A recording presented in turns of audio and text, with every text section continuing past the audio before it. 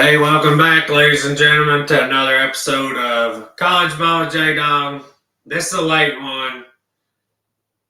It's a makeup one. I missed Wednesday. Had laptop issues. Today, been a long one. Work. Come home. Work on a car. One of the cars, head gaskets blew. So I had to get the spare car running. Got a sick baby. She just wants to cuddle up with her dad. But I'm here, y'all. I told y'all I'd be here. I'm here. Some of these episodes are hard to get to y'all. But I love making them. I hope y'all enjoy them.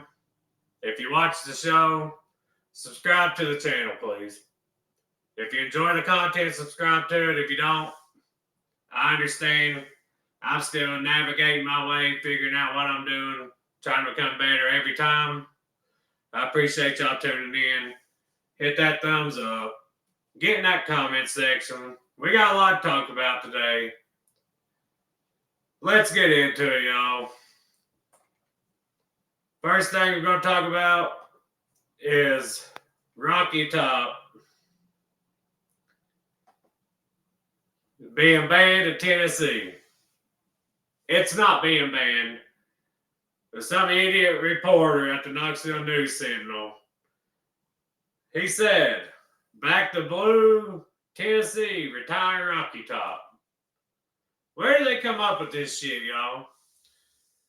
And he says, in order to prevent the further degradation of our nation's respect for our federal authority, UT must immediately cease celebrating resistance against federal officers with the song Rocky Top. Failing to do so would only continue the shameful history of the left-wing indoctrination of our nation's youth to question and resist such federal actions. Where do people come up with this shit at, y'all? Who sits around and thinks, you know what I should complain about today? Rocky Top. Rocky Top, Tennessee. Oh, they got a moonshine still, and they're looking for them. Never found them.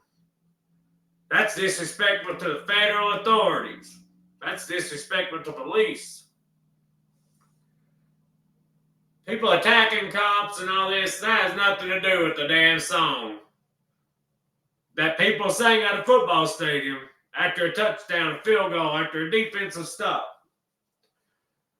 I swear in this world today, y'all, people will find any little tiny thing to get offended about. What do y'all think about that nonsense? Where did this guy even come up with that shit in his head? It's absolutely crazy. I read that today, and I thought, man, that is softer than my baby shit. And you know what? My baby shit's very soft right now because she's sick. Her belly hurts. She's been throwing up. Y'all, if you're religious, say a prayer for my baby. If you say a prayer for her, God bless you. If you're not religious, wish her well. Poor thing's about to turn 6 months old, and I swear she stays sick all the time. Let's get back on topic. I saw this today, and I couldn't wait. Especially for someone at the Knoxville News Sentinel to write. I thought John Adams was bad. If you don't know about John Adams, he's a writer for Knox News too. And he's basically a noted Tennessee hater. But even John Adams ain't never come up with something that stupid, y'all. I swear.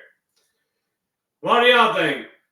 Y'all think that song's so terrible we should quit playing it, ban it as our fight song? I swear people have lost their mind, y'all. They've lost their damn mind. Lord have mercy. Anyway, something I saw today too. If ESPN gets rid of this guy, people will quit watching game day. I know McAfee, some people like McAfee, some people don't like him. But if you tune in to College Game Day, you're more likely tuning in because you like McAfee now. With Corso gone, McAfee's the main attraction. You got Herb Streeters on there crying whenever all the COVID and all this other stuff was going on during that period of time, crying about this and that. And I like Herbie for the most part. But Herbie plays to certain audiences at certain times. The reason I love Pat McAfee is because he does not give a damn. McAfee's fun. All the other guys sitting there, they bring no fun to the show. Reese Davis. I like Reese Davis. He's good at his job. He don't bring no fun to the show. Desmond Howard. I guess he tries to, but he's lame as a duck. Herb Street. Herb Street's pretty good at calling games. I like Herb Street calling games more than I like him on game day. McAfee is the main attraction to the show, y'all. Let's read this and then talk about it. Some ESPN producers are fed up with Pat McAfee's diva-like behavior and have issues with him publicly calling out coworkers. If you don't know what that is, that's old anyway. McAfee called out somebody that was high up at ESPN for trying to sabotage him, and the dude was.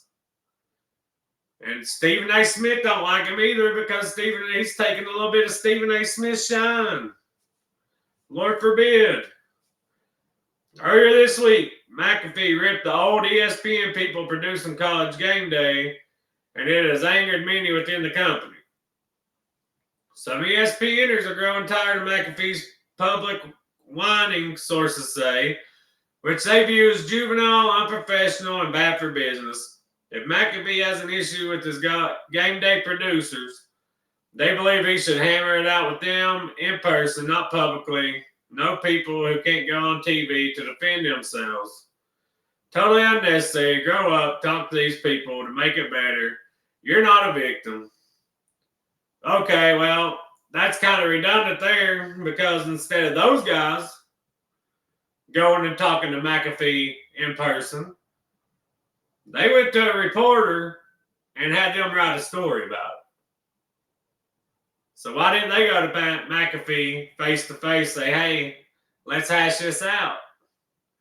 Did they do that? No. They snuck off, weaseled around, went to a reporter, talked anonymously about McAfee for a reporter to write and put out on the internet. At least McAfee called him out on TV. McAfee ain't hiding behind anonymity, however you want to say it, behind being anonymous and having a reporter do it for him. That's my opinion. Totally, let's see. Everyone is bending over backwards to put you in a good position, and these same people are incentivized for you to succeed. Another was more blunt, complaining McAfee sometimes acts like an entitled diva. Let's put it this way. ESPN needs McAfee more than McAfee needs ESPN. ESPN, all their shows, numbers are terrible. When I was growing up, you woke up before school, you watched Sports Center, top 10 plays, Stuart Scott, all those guys. Now, who watches ESPN unless they're watching a ball game on there? Do y'all watch ESPN besides watching a ball game? I watch Pat McAfee's show almost every day when I have time, whether it's on ESPN or on YouTube. I watch Game Day, see McAfee's kicking contest, see what crazy antics McAfee does when he picks his games. Besides that, there's not many people on Game Day that I tune in to watch. I did tune in for Corso. I do like Saban. I forgot about Saban. I love Saban, but you can tell Saban loves McAfee. Saban and McAfee are close. You can tell by how they are on camera. Saban's awesome on there. Saban likes McAfee. If they get rid of McAfee, would they keep Saban? If they do get rid of McAfee, it's just going to hurt ESPN, you know. McAfee will be fine. His show does huge numbers. There's a reason ESPN come calling him to do his show on ESPN and to join Game Day. Like I said, McAfee don't need ESPN. And I don't see McAfee being a diva either, y'all. Yes, McAfee is blunt. McAfee calls out bullshit when he sees bullshit. Besides that, what's wrong with him? He's just a straight up dude. I'd much rather deal with somebody that's straight up than these other ESPN people that go behind your back and go to a reporter and have them write a story about you and post and publish. So I don't know. I mean, McAfee's called out ESPN people before.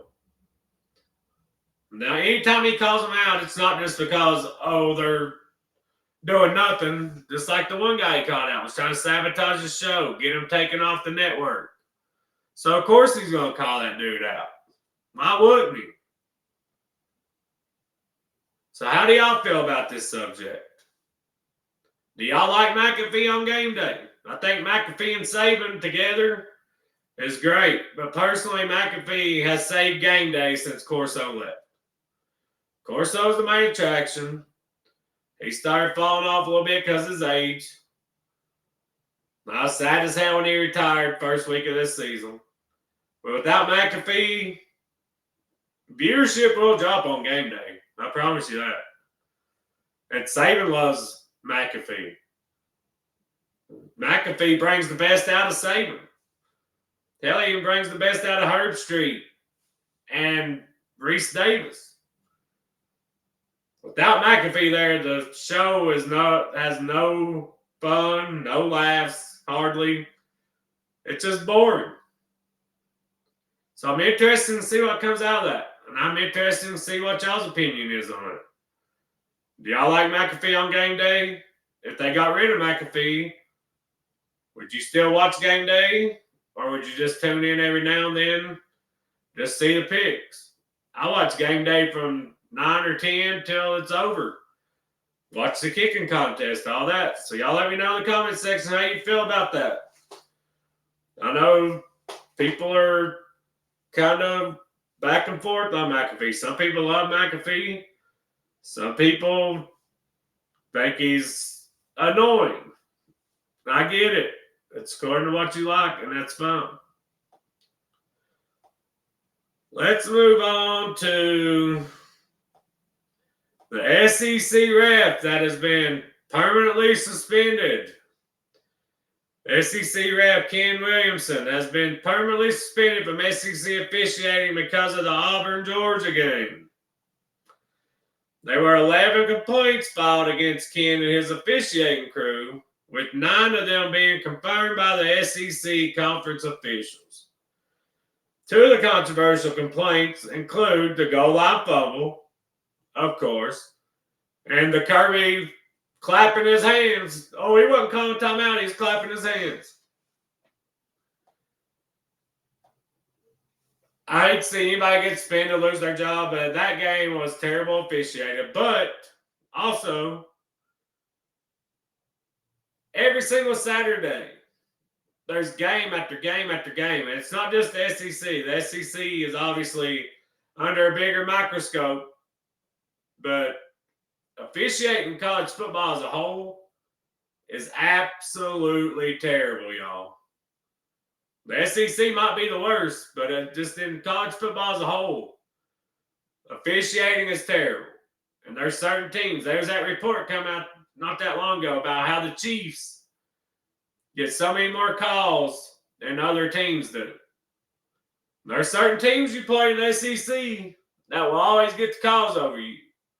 You can say it's whining. You can say whatever it is. When you play Alabama, especially at Alabama, even at your place most of the time, you play Georgia, Those two teams are going to get the calls, and you're probably not. And if you do get a call, it's not going to be nowhere near the calls they get. It's been like that for 15, 20 years for Alabama. It's been like that since Kirby Smart took over Georgia. The SEC wants to make sure Bama and Georgia don't lose many games they're not supposed to. Because that's their bread and butter. That's their teams that's got the best chances to win the national title. You can't convince me otherwise. And then you have all that shit come out with the NBA yesterday. People giving inside information. Chauncey Billups and them with the legal poker tables and shit. You can't convince me that some of that stuff don't go on in college football. That Georgia-Auburn game was one of the most atrocious officiated games that I've seen in a while. And Tennessee every week. Hell, against Bama, there's plenty of memes and stuff you can find on Facebook and Twitter and stuff of just blatant overlooked calls. One of them that I knew was, I think we was on 3rd and 5 or something, and Bama's clearly lined up offsides. They don't call it. Then we lined up offsides, it gets called. Then Bama jumps. They call false start on us, and that happened in the Arkansas game too. And it both happened right before halftime, helped try to kill a drive. Auburn against Oklahoma got screwed by the refs. Yeah, it's great when the SEC comes out the next day and says, oh, hey, yeah, we messed up. Or, oh, hey, we suspended this ref for indefinitely. But guess what? That don't change that loss. That's on your record now. It's like Auburn. Auburn, if them calls go the other way against Oklahoma and Georgia, they might only have 2 losses right now instead of 4, and Hugh Freeze not about to get fired. Probably not, because Auburn is honestly one of the most mentally soft teams I've watched in a long time, and it goes back to their head coach. After that fumble call against Auburn, that Georgia scored a touchdown or kicked a field goal on at the end of the half. Auburn didn't get a touchdown, even though it looked like they scored. They gave Georgia a fumble. Auburn was still up 10-3 at halftime. And they come out in the second half and get 1 first down. Get 23 yards. That's a team that's mentally soft. Hell, Joey Aguilar throws a pick 6 at the end of the half against Bama. At least we come out and fought, kept moving the ball, cut it down to 10 at one point, kept ourselves in it until right around about 9 minutes left in the fourth quarter. Yes, that completely turned the game, but at least our boys kept fighting. And at the end of the day, until officials are held accountable, for officials have to go up at a podium and answer for their BS calls or even get suspended like this, even if it's, oh, you called a shitty game, you're suspended for 2 games without pay. Something's got to give with officiating in college football, y'all. Coaches get held accountable. Players get held accountable. Officials get the game up, get to completely fuck the game up. In some cases, make the winner or the loser of the games by their calls. And they get to walk off the field never to be heard from. If they make a damn call that's controversial, they should have to go up there and answer why they made that call. That's my opinion. A coach gets up there and says, oh, officiating was shit tonight. Guess what happens to him? Fined. Player gets up there. Officiating was shit tonight. He gets in trouble. Officials are the only people in college sports that do not get held accountable for what they do. Coaches make a terrible call, he's at the podium answering for it. Player throws a pick six, he's at the podium answering for it. Ref calls a touchdown, not a touchdown. They call it a fumble. Georgia scores, comes back, wins the game by 3. They don't have to answer for it. Like I said, the SEC coming out the next day and saying, "Oh, we fucked up. We screwed up." What good does that do? None at all. Because you still got an L in the freaking record. How do y'all feel about it? I'm glad to see these refs getting held accountable a little bit, getting suspended for it. But at the end of the day, that don't help Auburn. Let's keep it moving while we're talking about refs making calls that decide games, all that. How do y'all feel about college athletes are now allowed to bet on professional sports starting November 1st? I think it's a slippery slope. These kids getting money like they've never seen before. Now that they got the okay to bet, that's a slippery slope too, because some people just have that personality that they'll bet every damn penny they've ever made away. If you can't bet responsibly, don't do it. I gamble on sports, but I don't gamble what I don't have. I bet $5, $10 here and there. My problem with it is if they bet on professional sports, okay, well then they get addicted to gambling. Well, oh man, there ain't no NFL on tonight. There ain't no NBA on tonight. Oh, there's college football on tonight.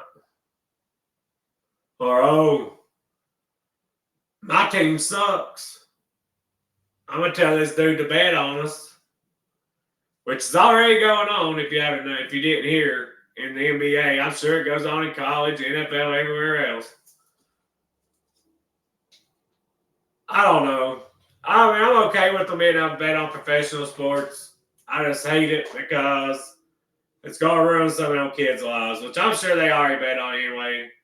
I guess the punishment if you got caught before would be you not being eligible anymore. You'd lose your eligibility, no longer be able to play college football. I'm not sure how I feel about it. I think after you get out of college, sure, go gamble. I think while school's paying you hundreds of thousands of dollars and they're relying on you, all this, I just think gambling should be the last thing on your mind. But maybe I'm a little old school. I don't know.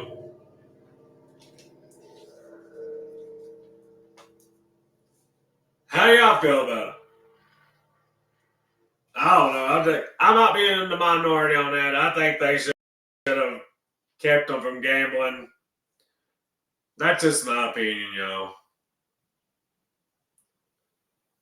Where we go ahead now? Let's go to Ed Orgeron, y'all. Ed Orgeron talking about Lane Kiffin's time at Tennessee. He was on Andy and Ari for On 3.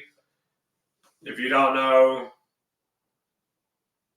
I didn't realize it was going to be that wide on here. Anyway, we'd have won the SEC for sure, said Orgeron. He was doing a great job. We were bringing players in there. They loved him. And look, I love Knoxville. What a football town. What a great stadium. The recruiting that we were doing there, that stuff we had was phenomenal. And that's one Kiffin did put together one hell of a staff when he was in Knoxville. I can't stand his ass, but he had his dad as defensive coordinator, one of the greatest defensive coordinators in NFL history. Ed Orgeron, one of the greatest recruiters, greatest defensive line coaches. Who else did he have with him? I think he brought Jim Chaney in as offensive coordinator.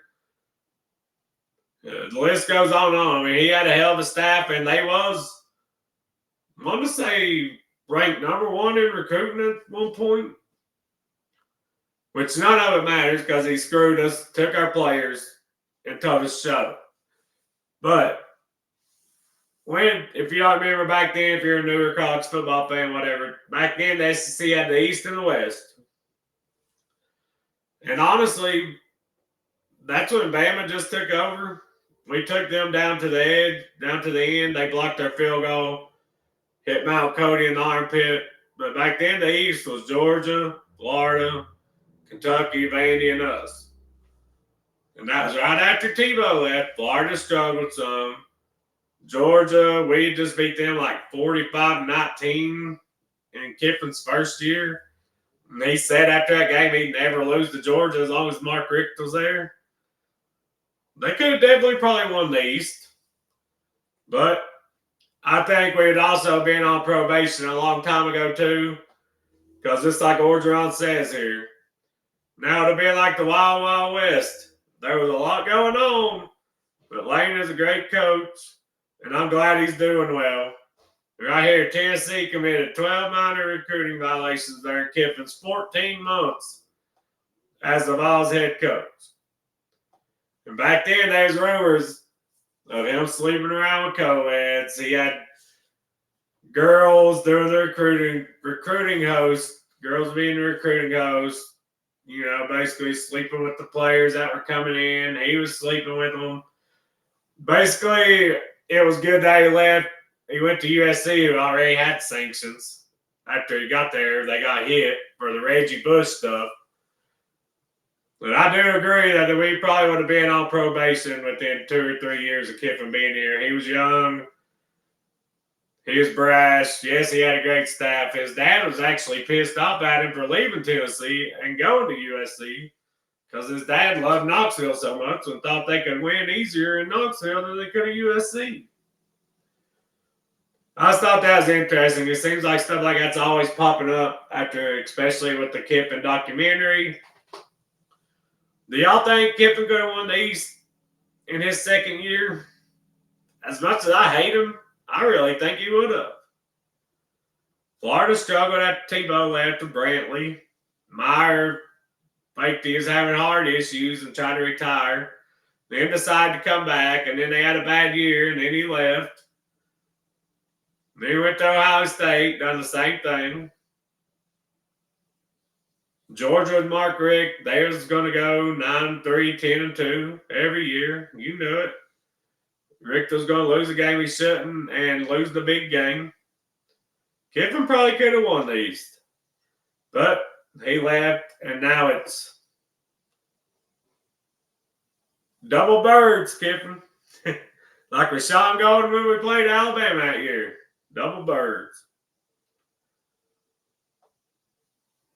I cannot wait till Ole Miss and Kiffin come to Knoxville.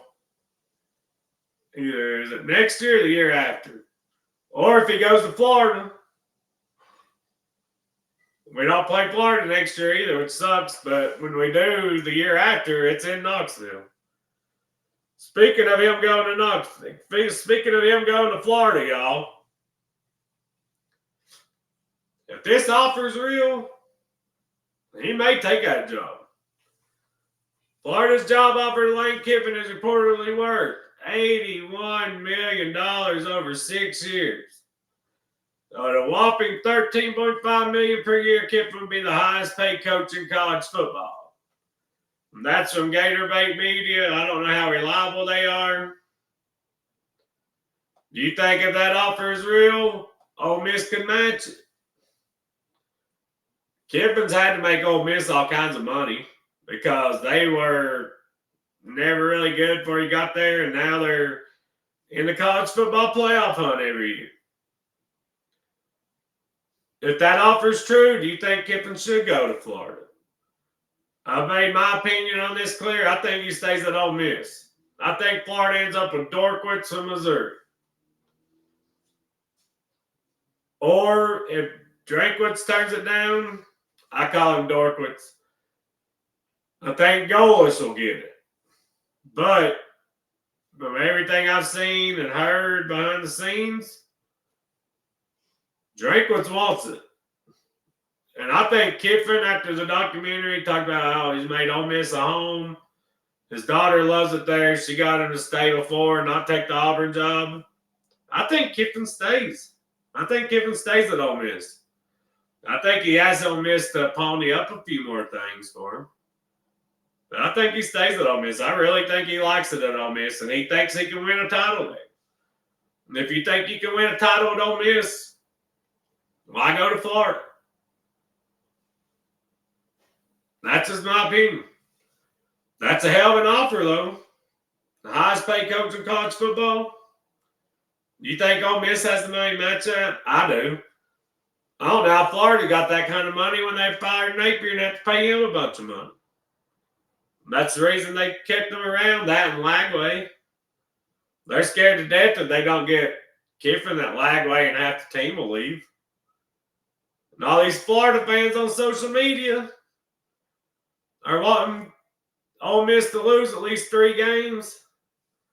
So he'll come there because if he makes playoffs, it'll be longer before he gets there and the transfer portal will be open. All that.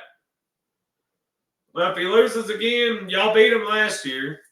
If he goes 9-3 again, 8-4, which is probably not going to happen. Just saying. What do you think he's going to do better at Florida? I mean, that blows my mind. Why you'd want your coach you want to look bad so you can get him.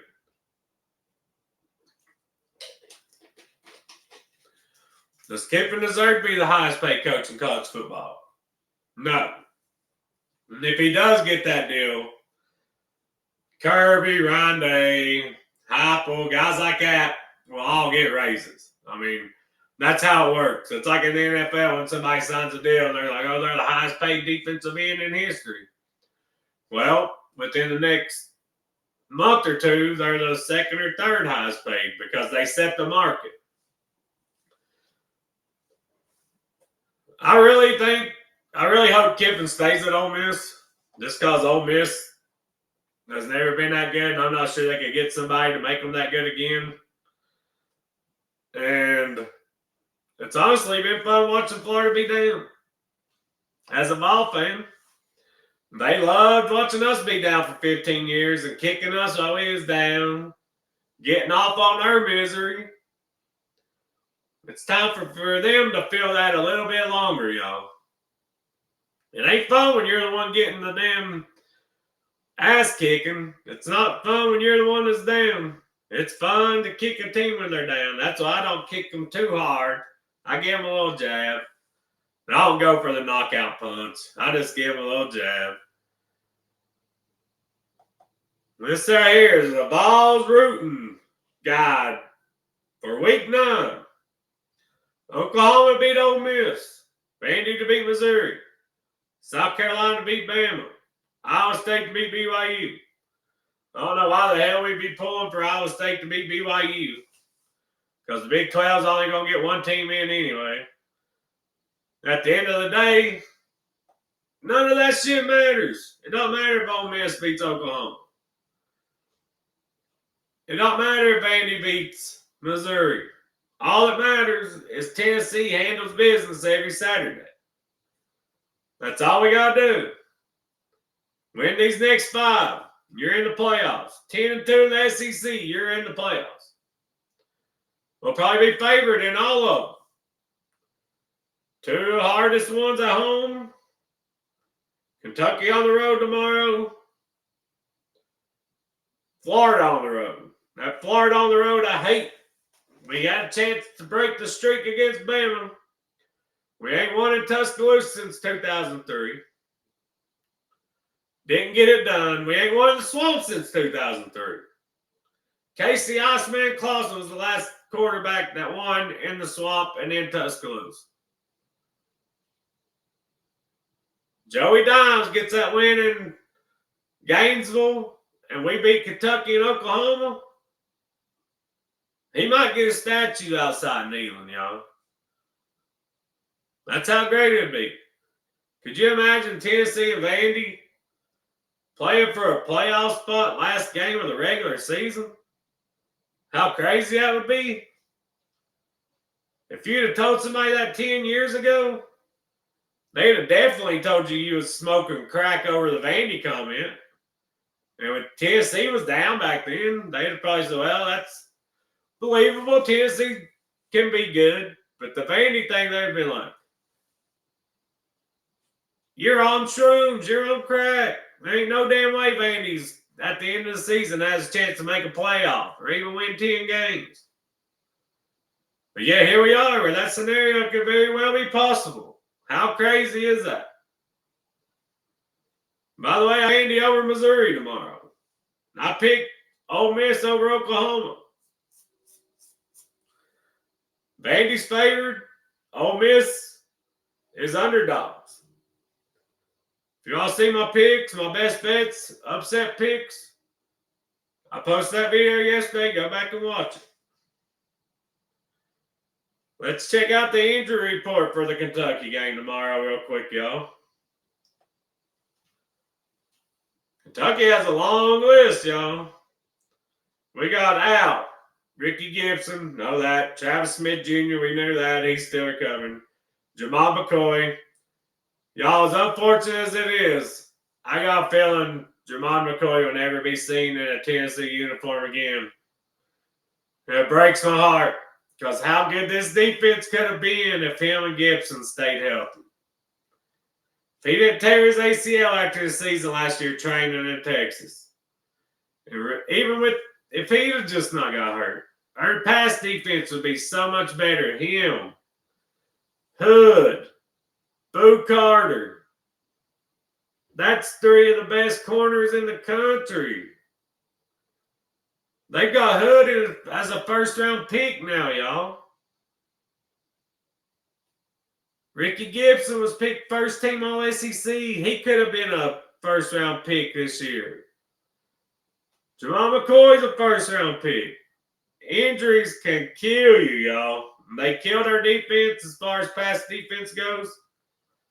But I see improvement every week. Alabama did not torch us like everybody thought they was going to.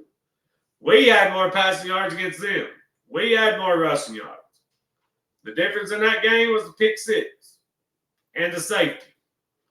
I only mentioned the safety really because that's 2 points. Pick six was a 14-point swing. Questionable. You got Ethan Davis, Raydarius Jackson, Arion Carter, Ben Bolton. I really hope Arion Carter plays. We could be all right without the other guys, give them another week to get healthy.